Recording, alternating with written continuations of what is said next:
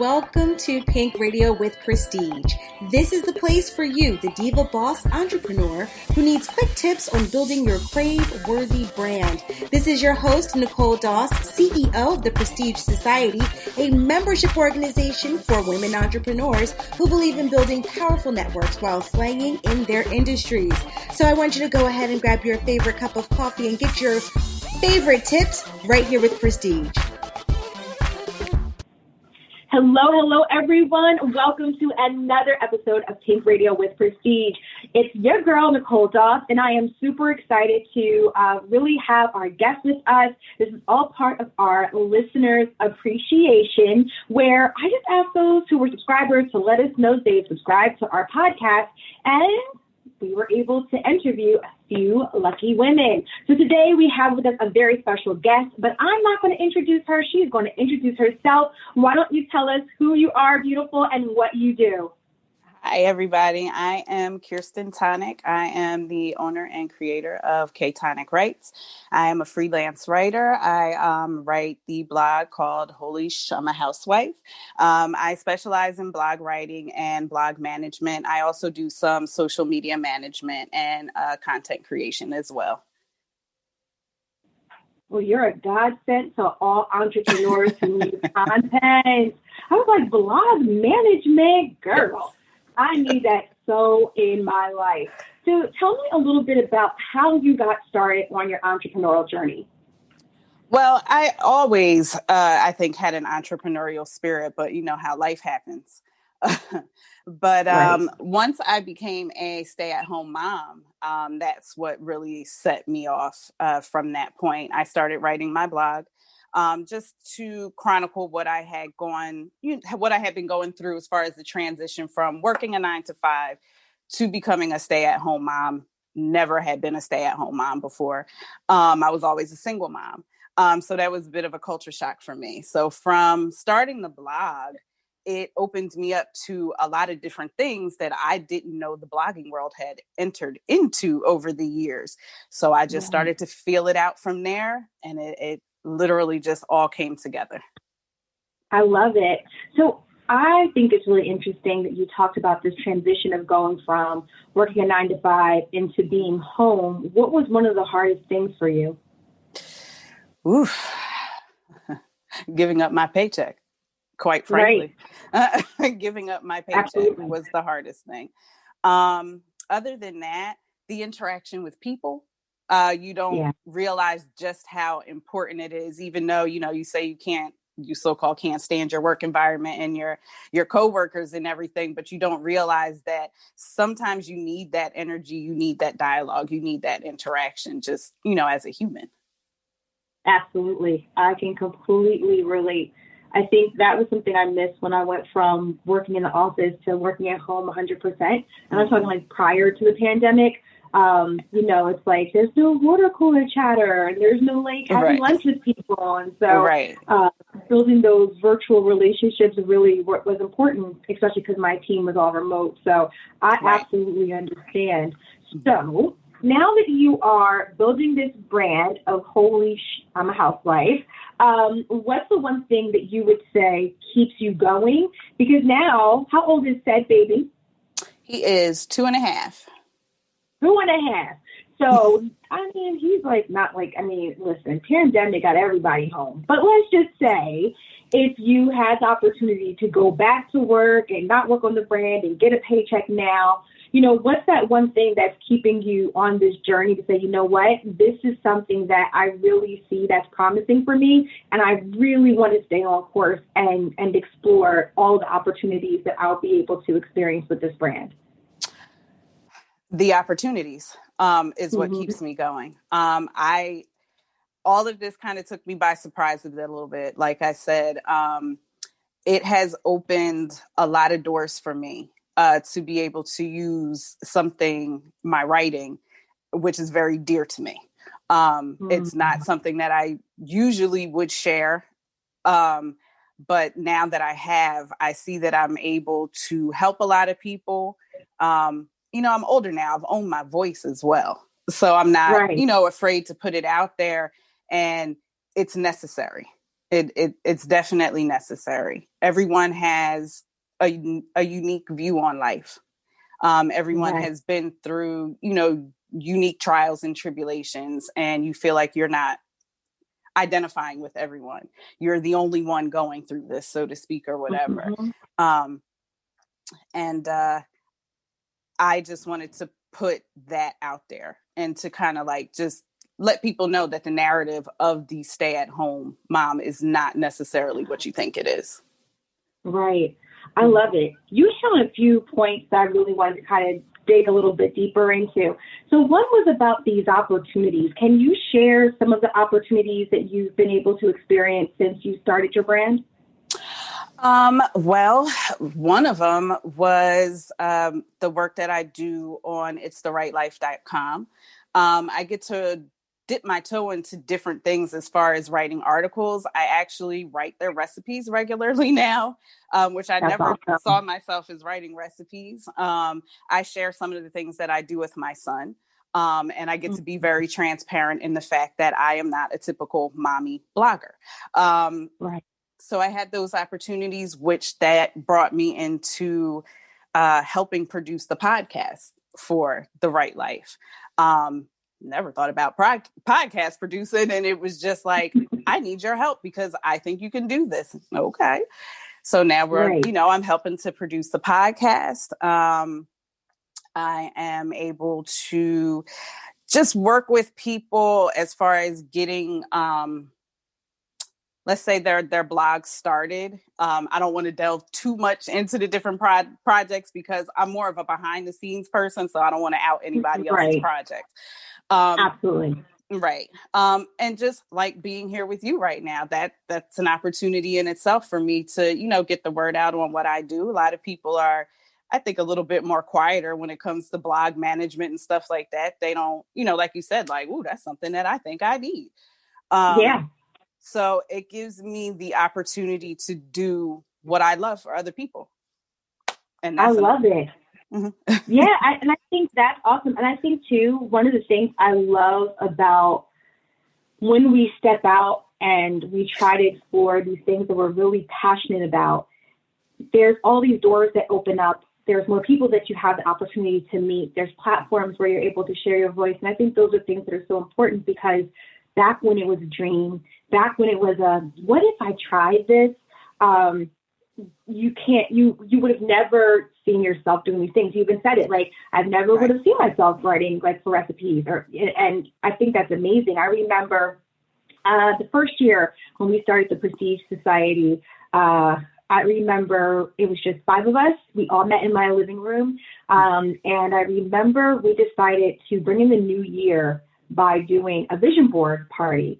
And so we're doing a vision board party, and I used to keep the vision board to keep me humble because everything that was on that vision board became the things I took for granted because it's everyday, run of the mill, just it's how we operate. It's yes. So it's like, it reminded me, like, once upon a time, like these things that you so want to be able to accomplish in your brand, Nicole, once upon a time, this thing that you have right now, you thought it was not able to happen, that you needed to like put this on the vision board and practice law of attraction to make it happen. Yes. And look, it's here. I remember like I wanted members, like I wanted paid members. Remember, I wanted to write a blog, and it's like, child, we done been there, done that. I had at the time we had Take Ink blog, and we had 5 contributing writers.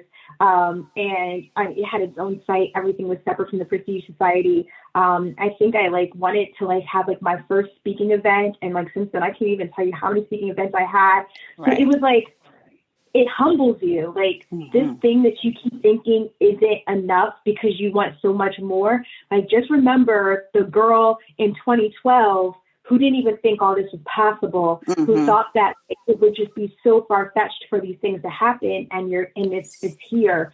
So I love that you spoke about opportunities, and I love that you're exploring them currently. I'm so happy to see all the awesome things you are experiencing. So we'll talk about how they can be part of the group so they can see the awesome things too a little bit later. But another thing that you mentioned, absolutely, one of the other things you mentioned that I thought was really interesting was about how writing is so dear to you. Take us a little bit on a path around like your journey with writing. Oh, wow. I started writing when I was in elementary school. I wrote my Wow. first little fiction novel when I was in the second grade. Wow. That's Um, amazing. yeah. um, I dabbled with scrapbooking back then as well, and, writing little blurbs to go with the pictures and things like that. Then as time went on, I started reading a lot, and I learned how to write an essay. And I think Wow. that is really what made me fall in love with writing, because I could use that format to write anything I Right. felt, anything I thought about. If there was just a subject out there that I wanted to explore, I would write about it. I would keep it to Right. myself. Or journaling was also very big for me. Teenage years, I did a Mm-hmm. lot of journaling. In my 20s, I did a lot of journaling. And it's always been my best form of communication. Wow. And it's, other than music, the only thing that I've really connected to emotionally as far as my creative side. Wow. Mm-hmm. I love that. Now, writing for me, I love, but not as much as like graphic design, like creating Right. something. So I'm not an artist. Like I can't draw to save my life, but if you put me in front of a computer and let me Yes. put some things together, I can. You see this little canvas right here?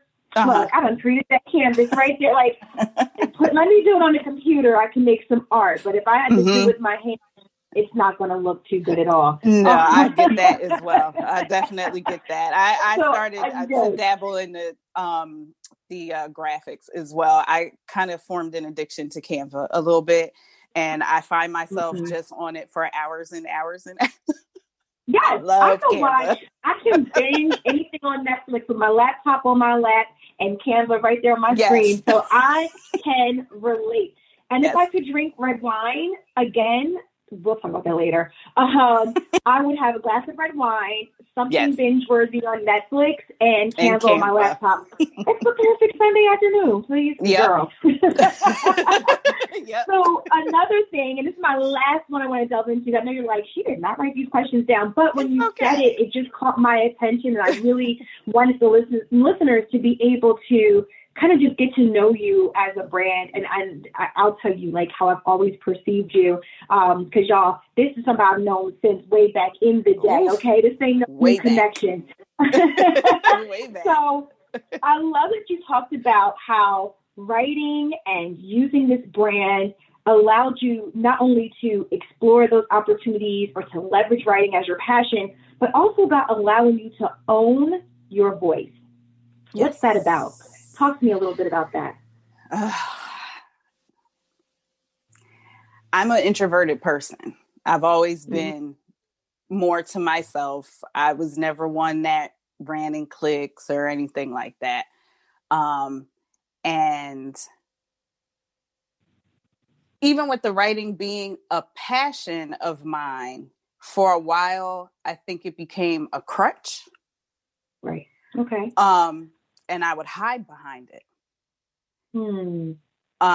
So as I began to grow into my own, learning myself and things like that, I started to come from behind the paper, so to speak, and use my voice instead of, I started to use my voice instead of just my words, if that makes sense. Okay. Yeah. And it really is. It's just the journey of life. Something snaps. Something makes you say, I have to stop doing this. I have to stop being bottled up. I have to project myself out there. And I really think it was my 40th birthday, and shortly after having my son, that was just like, what are you hiding for? You're a grown ass woman now. You're talented, you're educated. Your education may not be formal like anyone else's, but you've proven to be able to run circles around a whole lot of degrees and a whole lot of people. Come on. Just do it. And I finally said to myself, you know what, Kierstin, excuse my mouth. You're dope as fuck and you're fly as shit. Go be that. So let me tell you something. So Kierstin, I've always thought of you, yes, of quiet, always very serious, no one to mess with, okay? Like, don't mess with Kierstin, but always someone who always had a very welcoming spirit. So I love that you said that, because I think that's the kind of attitude that a lot of us need to even hold on to. And I mean, to be honest with you, even for those of us who may come across very confident, that may come across very, because, you know, I'm the extrovert, right? But like, and sometimes, like, I don't care how loud or out in front of people you may be, there are times where you feel like you are not enough. Yes. And sometimes you have to have those pep talks with self so that you realize that it's time for you to get over your pity party for one. It's time for you to go ahead and do the work and get the job done. So I love that you shared that. Thank you so much for that. So moving on with the questions that I prepped you for, and not just like taking you off your like completely different path, but I love that you shared that. Tell me, what is the most challenging part in managing these different facets of your brand? Doing it by myself. Yeah. It's the juggling everything as well as home. But you find ways to do it. You know, of course, you find ways to do it. It always gets done some way, somehow. I've never been opposed to hard work. So if it means I got to stay up until 2, 3 o'clock in the morning a couple of nights, then that's what it means. If it means I got to, you know, take a break in the day and, you know, give my son his iPad and give him a little screen time so I can get some work done or take a meeting or something real quick, then that's what I have to do. You have to learn a balance. That's really what it is. You just have to learn the balance. I think that's like the hardest thing for all of us, because we take on so many things at one time that we forget that, like, you're human. I just this week released an episode about when the stress starts and your face twitches. So like my face, I'm going to show it to you guys that are listening. Like, we're doing Zoom so we can see each other, but you're going to see my face. Yep. My eye does that. My eye used to. I got blue light glasses. It moved to, I said, you know what? Let me tell you. It's just a that don't have nothing to do with that blue light. That's stress. Right. It's stress. And so, but I was saying to my girlfriends, you know, I thought I was fine. I thought I was overwhelmed, but I thought I was fine. I didn't feel negative. I just remember saying, like, ooh, like 2021 feels like it's already done for me, because we were planning out our quarters and I was already in Q3 talking about like things we needed to do. And I was just like, Q3, like, how are we always already in Q3 of 2021 talking about plans? So I felt good, but I felt overwhelmed, and I didn't realize that, like, positive stress can have a negative impact on you as well. And so you really have to learn how to delegate.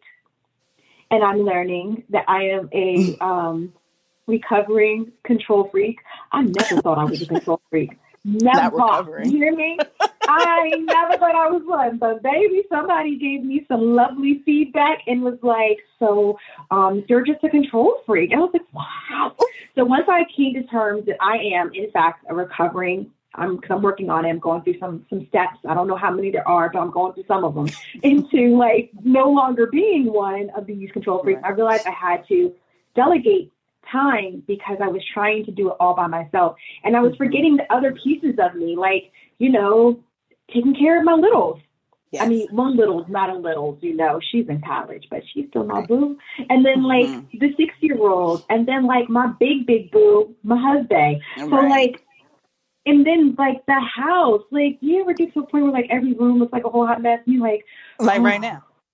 Right. That's what the end of this week is like right now. Like right now. Right.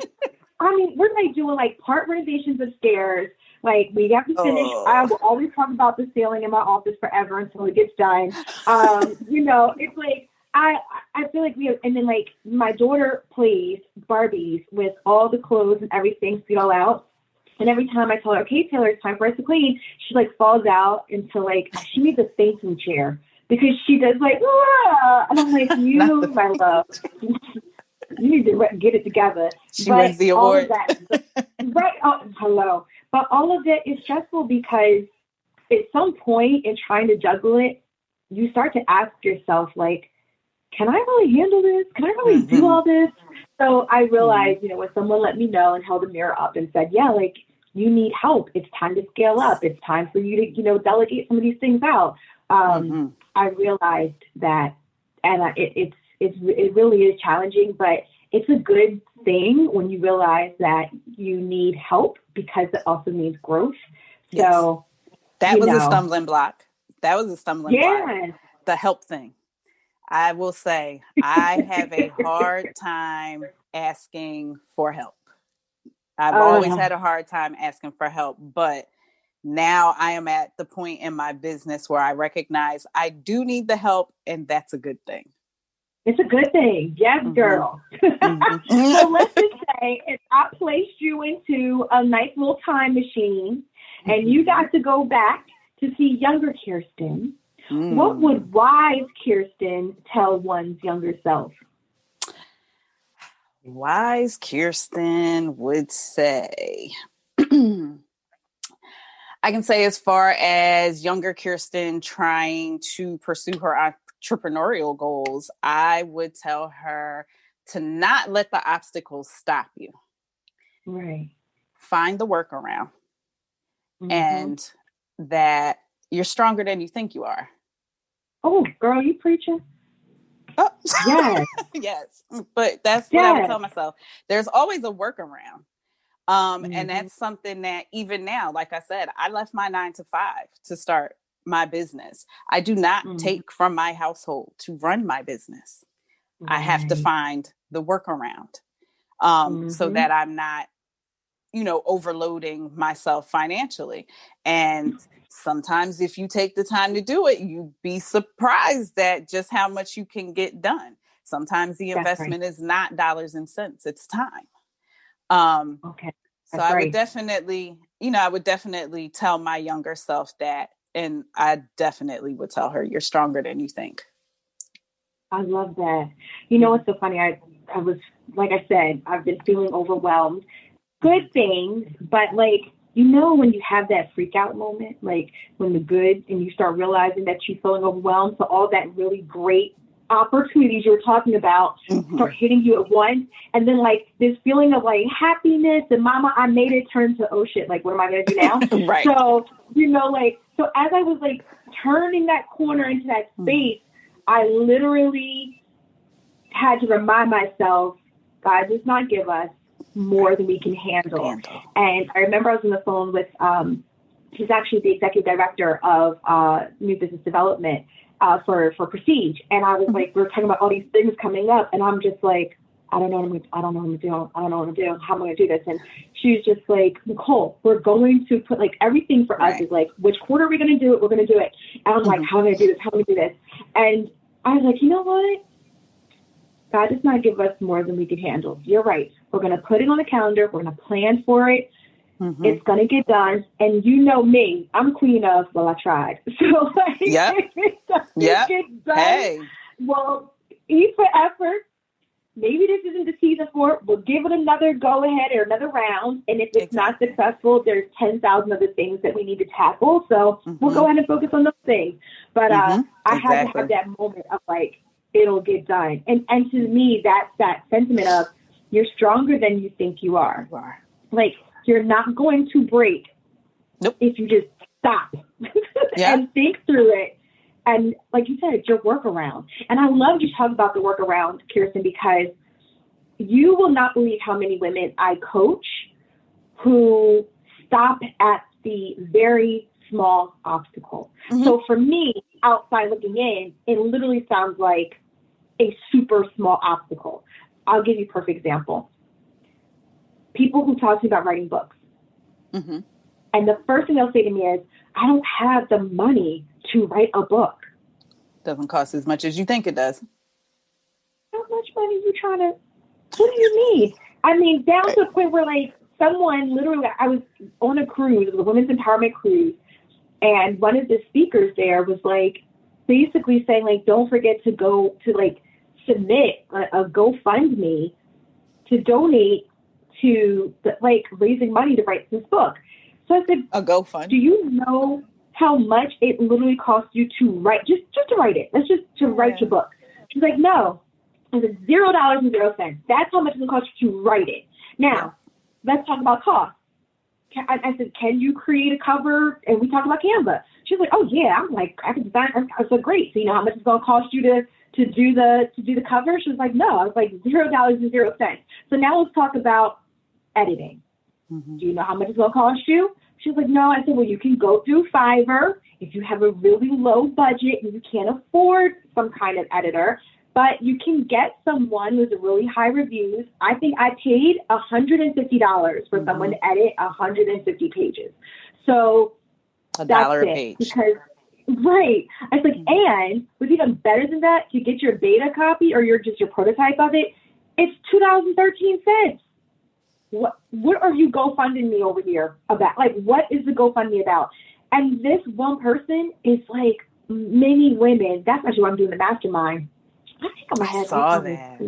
Oh, I love. Okay, we're gonna chat. We're gonna chat after this one. Okay, so it was so exciting. That's a mastermind because too many women are telling me like, oh, I don't have enough money to write my story. And it's like, it costs you nothing to write your story. And they allow that to become the narrative of why they cannot do this thing that they believe that they really, really want to do. And I love that you talked about the work. There's a workaround. There's, and unfortunately, if someone sees there is like, let's say like an author's incubator and it's going to cost them $2,000 to be a part of that, they're going to think like, oh, that means I can't write my story. No, that just means you can't join the incubator. The workaround is Google, find a writing schedule, write your story, call it a day. So I love that you talk about the, finding that workaround as advice to younger Kierstin, because that's advice I feel like everyone needs to hear, no matter where they are in their journey, because I always say women are very crafty at taking excuses. We dress those excuses up, and then we want to call them reasons. We want to call them justification of why we can't do it. And we will argue you down about why these reasons and justifications are extremely valid. So I love that you talked about the workaround, because we like to use those as excuses for sure. All right. So I want to know about what awesome, wonderful, fabulous things you are working on. Well, I am working on making Holy Shit, I'm a Housewife bigger. So I'm actually saying this for the first time. So you get, I guess, an exclusive for Tonic Rights. Yes. Is Holy Shit, I'm a Housewife is going to open up to contributors. So stay-at-home moms, single moms, please hit me up on Instagram, DM me. I am looking to help you get some exposure while we help each other get exposure.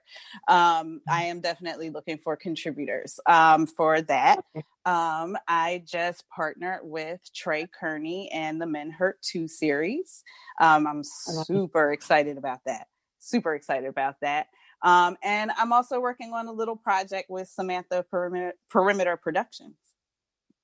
Wait a minute now. First of all, you named two of my favorite people, so I was getting ready to ask you a follow-up question to one thing, but then you done said Sam, and I said, wait a minute. I love me some Trey, I love me some Sam. Okay, wait, we got to take. I'm sorry. We got to take one step at a time so we can get all this tea. So, all right, run it back. Tell me a little bit about Men Hurt 2. I created her logo for Men Hurt 2. And I remember, because I had to give up doing graphic design for other people because I just hate doing it for other people. And so she was like, no, for real, I just need, just real quick. She told me. Only because she told me. Trey. She told me, she said she really thought she wasn't going to do my logo too. Right. I was like, She tried to get me to do all her graphics for her one sheet. I said, no, we're going to sit down and do a Zoom. We're going to do this here. Canva lesson. I'm a teacher. And she's been killing it. I was like, see, look at you and all your great hard work. So tell me a little bit about what you'll be doing with the Men Hurt 2 series. I will actually be working with Trey on her Men Hurt 2 series blog. Oh, that'll be nice. Yes. I love that. Yes. That's going to be amazing. Yes. So she is expanding her Men Hurt 2 series. So be on the lookout for that. This is going to be good. This is her Men Hurt series is everything. I love that series. And not just because she's personal to me. You know, everybody knows she's personal to me. She is family to me. But her Men Hurt 2 series is amazing and definitely needed out here. I commend her for stepping into that ring, because that's hard. And it's definitely hard for a woman to get that much respect to sit there and say, you know, I'm here to let these men open themselves up and be transparent for once. So I'm very excited, very blessed to just be in touch with that project. I know she had released a book and she took a little bit of a break, but I love the break that she has taken with it and how she's coming back with it. Because it almost gave her some time to let people know, I'm into this. I have been in this space of helping men for a while. A long time. So I love that. And I just love her whole story. I remember the first her, we were doing a pitch contest in Morristown, and she came down to South Jersey, and she was the only woman in the room who was ready to actually do her pitch. And I remember from the minute she did her pitch, I was like, tell me more. I believe it. So I was just I loved Trey's story. Her story was never what you thought it was. You know, you think it's going to be one way, and she shares a story, and you're like, oh, wait, what? Now what now? I love her transparency. I love her no nonsense. I really do. I love it. So we'll definitely be on the lookout for that to see, the collaboration there. And then tell us about what's going on with Perimeter Productions. We are going to be doing just a quick little live about content creation together, basically like bridging the gap of what she does and what I do. So what Perimeter Production does, she is a photographer and a videographer. And she contacted me and we discussed what I do, and it was like, oh, okay, so let's put this together and form an informational, basically. So that's what we're getting ready to work on now together. And she is a doll. She's such a sweet girl. You tell her we sat down and we did this podcast. She's gonna be like, I will. She told me she was working with you. I don't think I told her. I think I told her we were doing this already. I think I did tell her we were doing this, but she was like, oh yeah, I work with Nicole too. And I was like, really?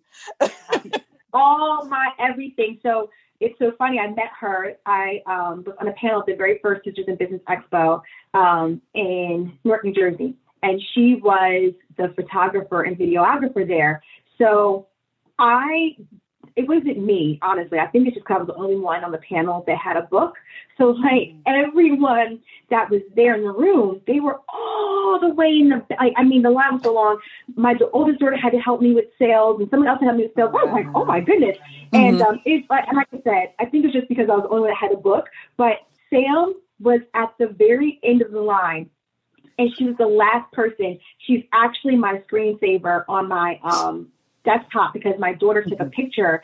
And it's so funny because I'm like, every time I see it, I lower my scenes and look at stuff. I'm like, that's the first time I met Sam. But it was her and the woman that worked with Milani. And she just was like, I just want to know if you'll do this little thing. And she was doing something called Gold Diggers. And after that, we just started working. And she kicked off her first membership. And I was like one of her first members. Child, I was getting pictures done every single week. You couldn't tell me nothing, Kierstin.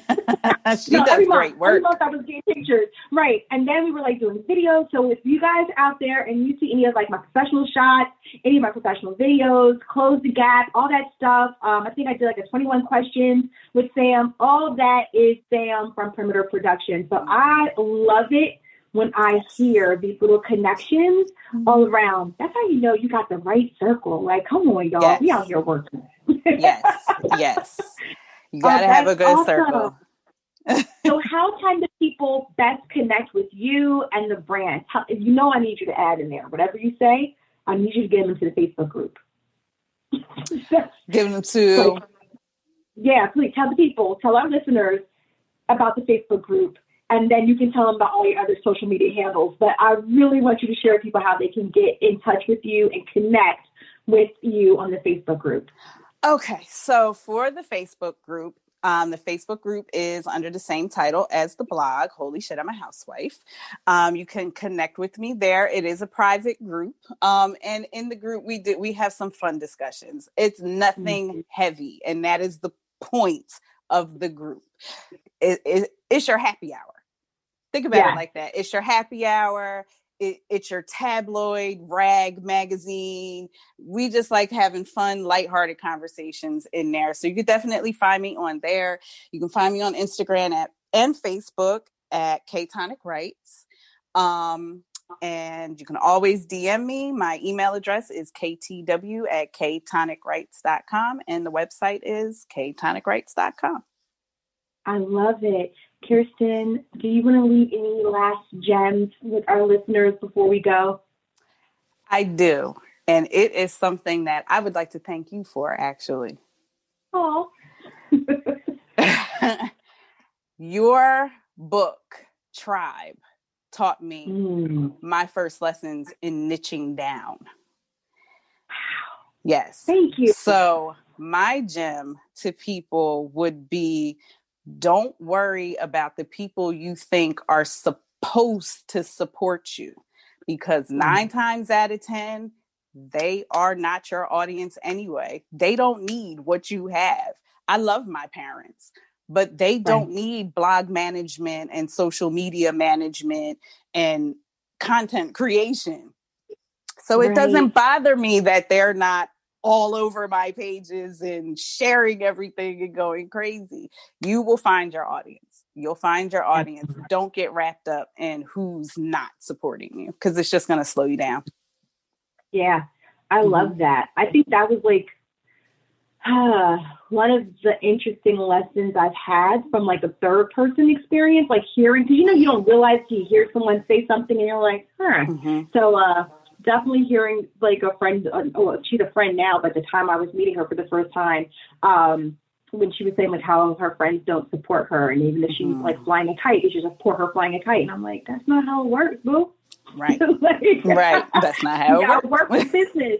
You gotta work the business, and you gotta be able to get people who follow you or who really want the stuff that you're offering.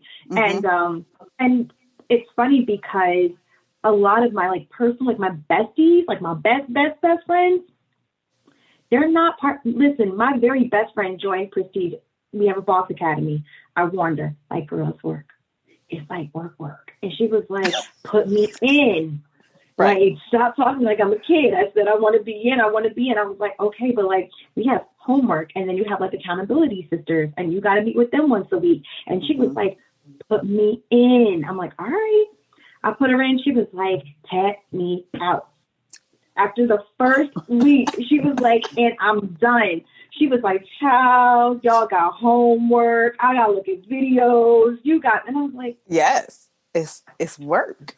It was work. She was like, it ain't for me. So I mean, even my best friends, it's not for them. And I appreciate the buckets that they're in. I need them. I need them to be my warriors. I need them to be able to your point, be light and not talk about all this heavy stuff that I'm thinking about with my business. I need them to make me laugh. It's like I need to have a multifaceted life that's not just only focused on one thing. So absolutely. I appreciate all the different tribes in my life. So definitely. Well, thank you for that, Kim, Kierstin. Thank you for your time. Thank you for being on the show. Guys, please go follow Kim. I will put all her information in the show notes. And with that, I hope you guys have an awesome, wonderful, and most of all, blessed day. Bye. Bye. Thank you.